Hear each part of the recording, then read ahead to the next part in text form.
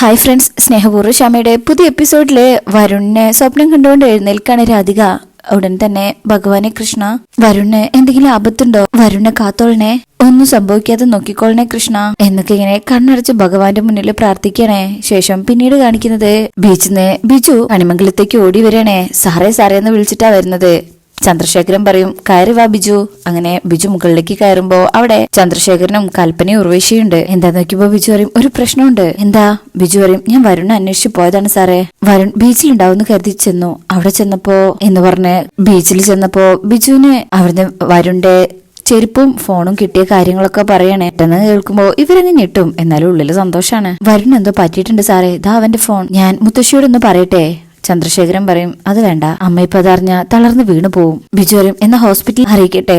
ചന്ദ്രശേഖരൻ പറയും എന്താ നീ പറയുന്നേ? തളർന്നു കിടക്കുന്ന ഏട്ടന്റെ അടുത്തേക്ക് ഇങ്ങനൊരു വാർത്ത കൂടി എത്തിയാൽ ഏട്ടൻ പിന്നെ ബാക്കി ഉണ്ടാവുമോ?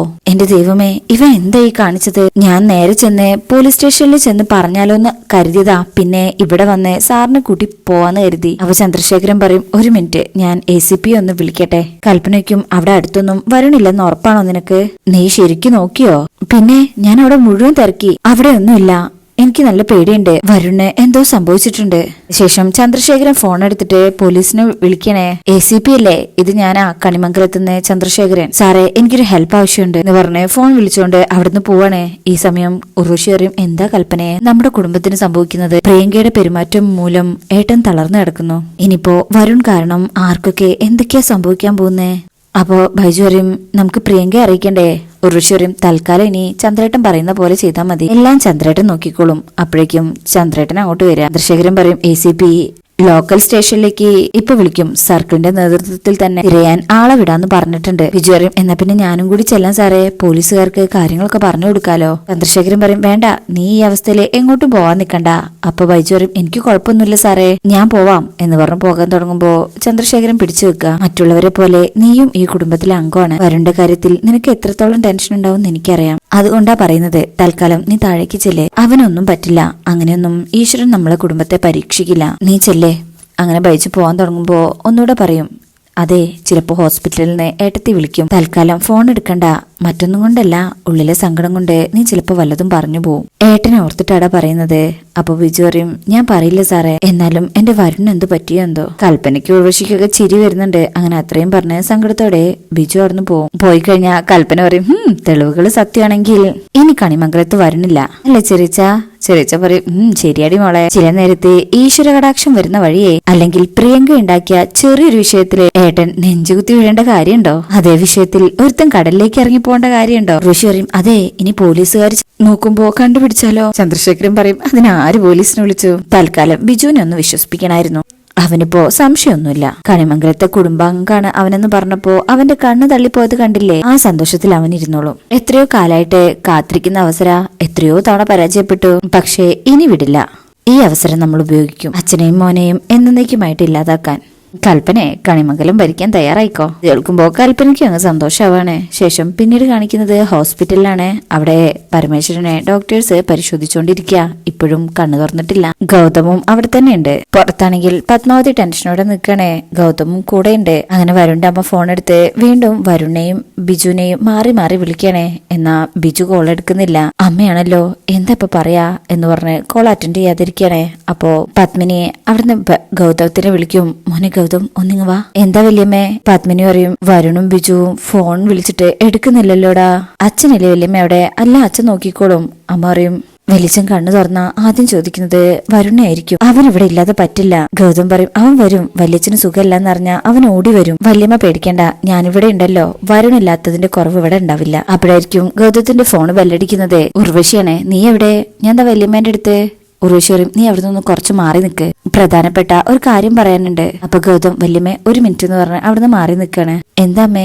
ഉർവശി പറയും പറയുന്നത് ശ്രദ്ധയോടെ കേൾക്കണം, ഹോസ്പിറ്റലിലേക്ക് വരുൺ വരില്ല. ഗൗതം പറയും വല്യമ്മ അവനെ വിളിച്ചിട്ട് കിട്ടാത്തതിന്റെ ടെൻഷനിൽ ഇരിക്കണേ. ഉർവശി പറയും ചത്തുപോയവൻ എങ്ങനെയാടാ ഹോസ്പിറ്റലിലേക്ക് വരുന്നേ? ഗൗതം അങ്ങ് ഞെട്ടും. അമ്മേ ഉർവശി പറയും അവൻ കടലിൽ ചാടി ചത്തു. കൃത്യമായ തെളിവേ ബിജു കൊണ്ടുവന്നിട്ടുണ്ട്. നിന്റെ അച്ഛൻ അതിന്റെ പുറകെയാണ്. ഗൗതം ചോദിക്കും, അമ്മ എന്തൊക്കെയാ പറയുന്നത്? ഉർവശി പറയും, തൽക്കാലം നീ ഇത് അറിഞ്ഞതായിട്ട് ഭാവിക്കണ്ട. അവൻ ഇനി കണിമംഗലത്തേക്ക് കൊണ്ടുവരുന്നുണ്ടെങ്കിൽ അത് ചീഞ്ഞളിഞ്ഞ ശവമായിട്ടായിരിക്കും. പക്ഷെ അവനില്ലാതായതുകൊണ്ട് മാത്രം പ്രശ്നം അവസാനിക്കുന്നില്ല. അപ്പൊ കൽപ്പനയെ അടുത്തുണ്ട്. ഫോണ് വാങ്ങിച്ചിട്ട് ഗൗതത്തിന്റെ അടുത്ത് പറയും, ഗൗതം, കണിമംഗലത്തിലെ സമ്പത്തിനെ സംബന്ധിച്ച് വരുണൊരവകാശം മാത്രം ഉടമയല്ല. കണിമംഗലം പരമേശ്വരൻ എന്ന ഉടമ നിന്റെ തൊട്ടടുത്ത് ഐസിയിൽ കിടപ്പുണ്ട്. ഹോസ്പിറ്റലിൽ നിന്ന് അങ്ങേര് ജീവനോടെ പുറത്തു വരാൻ പാടില്ല. ഉർവശി ഞെട്ടിപ്പോവും. കൽപ്പനെ? അതിൽ കൽപ്പന ഉർവശിനോട് മിണ്ടാക്കാൻ പറയാ. ഗൗതമും ഇത് കേൾക്കുമ്പോ നെഞ്ഞത്ത് കൈവെക്ക. ഗൗതം, നീ വേറൊന്നും ആലോചിക്കണ്ട. ഇപ്പോഴാണെങ്കിൽ കൊല്ലാൻ ഒട്ടും ബുദ്ധിമുട്ടില്ല. തീർത്തേക്ക് കണിമംഗലത്തെ 2 ശവസംസ്കാരം ഒന്നിച്ച് നടക്കട്ടെ, അച്ഛന്റെയും മകന്റെയും. ഗൗതം ഇതൊക്കെ കേട്ട് കിളി പോയി ഇങ്ങനെ നിക്ക. ഉർവശി ആ ഫോൺ വാങ്ങിച്ചിട്ട് ഗൗതത്തിന്റെ അടുത്ത് പിന്നെ പറയണേ, എടാ ഗൗതം, ആർക്കും ഒരു സംശയവും തോന്നാൻ പാടില്ല. ഐസിയുല് ആളൊഴിയുന്ന ഒരു സമയം നോക്കി വെക്കണം. ഹോസ്പിറ്റലിലെ CCTV ഫുട്ടേജിലൊന്നും നിന്റെ മുഖം പതിയാൻ പാടില്ല. പുറത്തുനിന്ന് ആളെ ഇറക്കാൻ അച്ഛന് ബുദ്ധിമുട്ടുണ്ടായിട്ടല്ല, കൂടെ നിൽക്കുന്ന ആൾക്കെ അത് ഭംഗിയായിട്ട് ചെയ്യാൻ പറ്റൂ. കൈവറക്കാതെ നിനക്കത് ചെയ്യാൻ പറ്റുമോ? അതോ അച്ഛൻ വരേണ്ടി വരുമോ? അതോ ഒന്നും പേടിക്കുന്നുണ്ട് എങ്കിലും പറയും, ഞാൻ ചെയ്തോളാം. അച്ഛൻ വരണ്ട. അപ്പൊ ഉർവശി പറയും, പിഴച്ചു പോയാലേ നമ്മൾ കണിമംഗലത്തിന് പുറത്താ. ജയിച്ചാൽ കണിമംഗലം നമ്മുടേതാവും. നിന്റെ ഭാവിയാണ്, സൂക്ഷിച്ചു കൈകാര്യം ചെയ്യണം എന്ന് പറഞ്ഞ് കോള് കട്ട് ചെയ്യണേ. കൽപ്പനയോട് പറയും, അവൻ അത് ചെയ്യും, ആരും അറിയാതെ എന്നൊക്കെ ഇങ്ങനെ പറയണേ. ഗൗതമാണെങ്കിലും ഇപ്പോഴും ആ ഞെട്ടില് മാറേണ്ട നിക്ക. മോനെ എന്ന് വിളിച്ച് പത്മിനി വരുമ്പോ ഗൗതം ഞെട്ടിപ്പോവാ. അമ്മയെ വിളിച്ചത് വരുണിനെ എത്രയും പെട്ടെന്ന് അന്വേഷിച്ച് ഇങ്ങോട്ട് കൊണ്ടുവരണമെന്ന് പറയായിരുന്നു. അച്ഛൻ വരുണിനെ കൂട്ടിക്കൊണ്ടുവരും, വല്യമ്മ വിഷമിക്കാതെ. അവൻ എന്റെ കൂടെ വന്നു നിന്നാലേ എനിക്കൊരു ധൈര്യമാണ് എന്നൊക്കെ ഇങ്ങനെ പറയണം അവരവിടെ. ശേഷം പിന്നീട് കാണിക്കുന്നത് പിറ്റേ ദിവസമായിട്ടുണ്ട്. പ്രിയക്കാണെങ്കിൽ ഇപ്പൊ സംഭവിച്ച കാര്യത്തിലൊന്നും ഒരു കുഴപ്പമില്ല. കുളിച്ചൊരുങ്ങി ഫോണും നോക്കി സോഫയിലിരിക്കുക. അപ്പോഴായിരിക്കും മുത്തശ്ശി അങ്ങോട്ട് വരുന്നത്. മുത്തശ്ശിയെ കാണുമ്പോ ഫോൺ വേഗം അവിടേക്ക് വെക്കും. വരുൺ നിന്നെ വിളിച്ചോ മോളെ? ഇല്ല മുത്തശ്ശി. മുത്തശ്ശി അറിയും, അവൻ എന്തായി കാണിക്കുന്നത്? എവിടെ ചെന്നാ ഒളിച്ചിരിക്കുന്നത്? വീട്ടിലെന്തെങ്കിലും പ്രശ്നം ഉണ്ടായാലേ ഒളിച്ചോടാണോ വേണ്ടത്? അപ്പോഴേക്ക് കൽപ്പനയും വരും. എന്താ മുത്തശ്ശി? മുത്തശ്ശി പറയും, വരുണിന്റെ കാര്യം ആലോചിച്ചിട്ട് ഒരു മനസമാധാനം ഇല്ല. ഇതിപ്പോ ആരെങ്കിലും വിളിച്ചു പറയേണ്ടതോ അന്വേഷിക്കേണ്ടതോ ആയ അവസ്ഥയായില്ലേ? കൽപ്പന പറയും, അയ്യോ മുത്തശ്ശി, വരുൺ ഹോസ്പിറ്റലിൽ തന്നെ ഉണ്ട്. ആര് പറഞ്ഞു?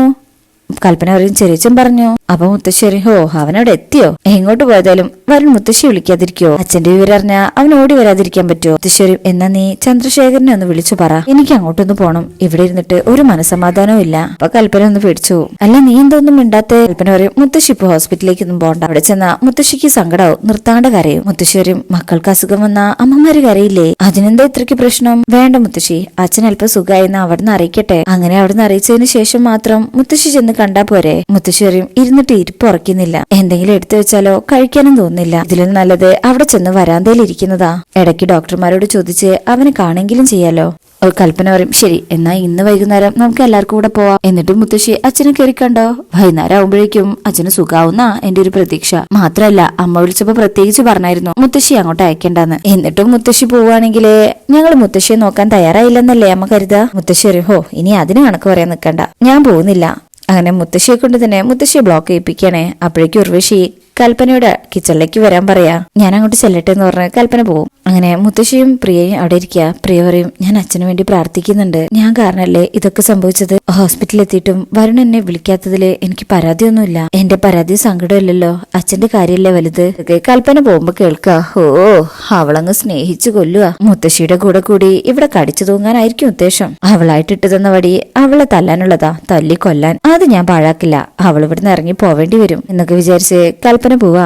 ശേഷം പിന്നീട് കാണിക്കുന്നത് രാധികനെയാണ്. രാധിക ആകെ പേടിച്ചിട്ടായിപ്പോ ഇരിക്കുന്നത്. നല്ല ടെൻഷനോടെ വരുൺ വെള്ളത്തിലിങ്ങനെ മുങ്ങുന്ന സ്വപ്നം കണ്ടല്ലോ, അത് തന്നെ പ്രശ്നം. അതാലോചിച്ചിട്ട് ഒരു സമാധാനം കിട്ടുന്നില്ല. ഫോണെടുത്ത് ഇങ്ങനെ ആരെ വിളിക്കാൻ നിൽക്കുന്നുണ്ട്, വിളിക്കുന്നില്ല.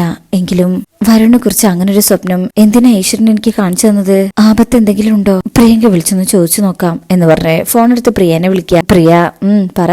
പ്രിയ, ഞാനാണ്. വരുണയുടെ പ്രിയങ്കയ്ക്കും, ചേച്ചി എന്തിനാ വരുണിന്റെ കാര്യം അന്വേഷിക്കുന്നേ?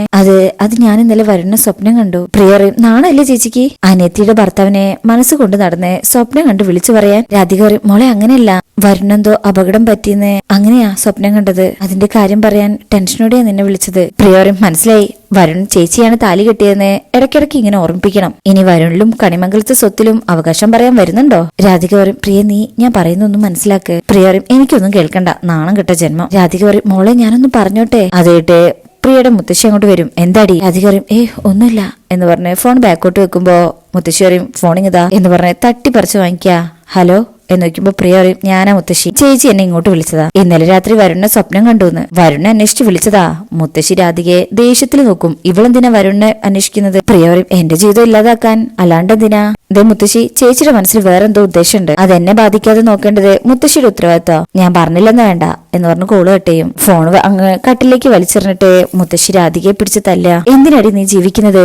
അനിയത്തിയുടെ ഭർത്താവിനെ സ്വപ്നം കാണാൻ കിട്ടിയുള്ളൂ. എന്നിട്ട് അവളെ വിളിച്ചു ചോദിക്കുന്നു, എന്താ അവിടെ പോയി പൊറുക്കാൻ വല്ല ഉദ്ദേശമുണ്ടോ നിനക്ക്? രാധിക പറയും, മുത്തശ്ശി ഞാൻ പറയുന്നൊന്ന് കേൾക്ക്. നല്ല ഉദ്ദേശത്തിലാണ് ഞാൻ ചോദിച്ചേ. നിന്റെ ഒരു ഉദ്ദേശം കേൾക്കണ്ടടി എന്ന് പറഞ്ഞ് വീണ്ടും അടിക്കുക. അവിടെ കിടക്കടി എന്ന് പറഞ്ഞിട്ട് കൈകൊണ്ട് രാധിക ഇങ്ങനെ തല്ലുന്നു കുത്തുന്നൊക്കെ ഉണ്ട്. ശേഷം ചുറ്റിലും നോക്കിയിട്ട് ഒരു വടിയെടുത്ത് രാധികനെ പിടിച്ചു വലിച്ച് അടിക്കണേ. രാധിക ഓടുമ്പോ ഇവിടെ വടി എന്ന് പറഞ്ഞ് വീണ്ടും തല്ലും. വേണ്ട മുത്തശ്ശി പ്ലീസ് എന്ന് പറയുന്നുണ്ടെങ്കിലും മുത്തശ്ശി ഇങ്ങനെ വടി കൊണ്ട് അടിക്കുമ്പോ അപ്പോഴേക്കും അമ്മ ഓടി വരും. എന്തിനാ ഇവളെ തല്ലുന്നേ?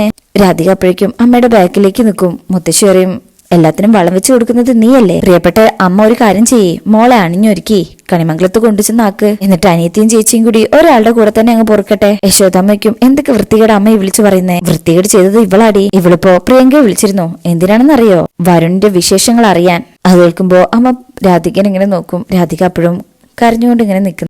കാണിച്ചുകൊണ്ട് ഈ ഭാഗം കഴിയുന്നത്. ഇതിന്റെ അടുത്ത പ്രമോയിൽ കാണിക്കുന്നത് കൽപ്പനയും ചന്ദ്രശേഖരനും കൂടി ഇങ്ങനെ സംസാരിക്കുക. കൽപ്പന പറയും, എനിക്കൊരാളോട് വൈരാഗ്യം തോന്നിയാ പിന്നെ അയാളുടെ നാശം കണ്ടിട്ടേ ഞാൻ അടങ്ങൂ. ചന്ദ്രശേഖരൻ തയ്ക്കും, അയ്യോ മോളെ നമ്മൾ തമ്മിൽ കുഴപ്പമൊന്നുമില്ലല്ലോ.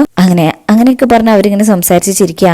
അതിനുശേഷം പിന്നീട് കാണിക്കുന്നത് ചന്ദ്രശേഖരൻ ദേവനാരായണൻ തിരുമേനിയെ ഫോണിൽ വിളിക്കാണ്. ആ കോള് വരുമ്പോ തന്നെ അച്ഛൻ പേടിക്കുന്നുണ്ട്. അവിടെ കുഴപ്പമൊന്നുമില്ലല്ലോ. ചന്ദ്രശേഖരൻ പറയും, അല്പം കുഴപ്പമുണ്ട് എന്ന് പറഞ്ഞ് ചില കാര്യങ്ങൾ ഇങ്ങനെ പറയുമ്പോ അത് കേട്ട് തിരുമേനി അങ്ങ് ഞെട്ടാണ്. ശേഷം പിന്നീട് കാണിക്കുന്നത് ഹോസ്പിറ്റലിലാണ്. ഹോസ്പിറ്റലില് രാധിക എത്തിയിട്ടുണ്ട്. രാധിക ഇങ്ങനെ ഐസിയുന്റെ അവിടെ കൂടെ വരുന്ന സമയത്തായിരിക്കും അവിടെ ഗൗതം മാസ്ക് ഒക്കെ ഇട്ട് ഐസിയുന്റെ ഉള്ളിലേക്ക് പോവാൻ റെഡിയായി നിൽക്കുന്നത് കാണുന്നത്. ഗൗതത്തിനെ കാണുന്നതും രാധിക ഞെട്ടി വേഗം തിരിഞ്ഞു നിൽക്കും. രാധികയെ ഗൗതമിന് മനസ്സിലായിട്ടില്ല. പരമേശ്വരനെ കൊല്ലാൻ പോകുന്ന ഗൗതത്തിനെ തടയുന്നത് രാധികയായിരിക്കാം. അപ്പൊ നമുക്ക് അടുത്ത ഭാഗത്തിനായിട്ട് വെയിറ്റ് ചെയ്യാം. പിന്നെ വരുൺ എന്ത് സംഭവിച്ചു എന്ന് ഇതിലൊന്നും പറയുന്നില്ല. വരുണിന് വേറെ പ്രശ്നങ്ങളൊന്നും ഉണ്ടാവില്ല. അപ്പൊ നമുക്ക് അതൊക്കെ അറിയാനായിട്ട് അടുത്ത ഭാഗത്തിനായിട്ട് കാത്തിരുന്നേ പറ്റൂ. ഈ റിവ്യൂ ഇഷ്ടപ്പെട്ടിട്ടുണ്ടെങ്കിൽ ചാനൽ ലൈക്ക് ചെയ്ത് സബ്സ്ക്രൈബ് ചെയ്ത് സപ്പോർട്ട് ചെയ്തേക്കണേ. താങ്ക്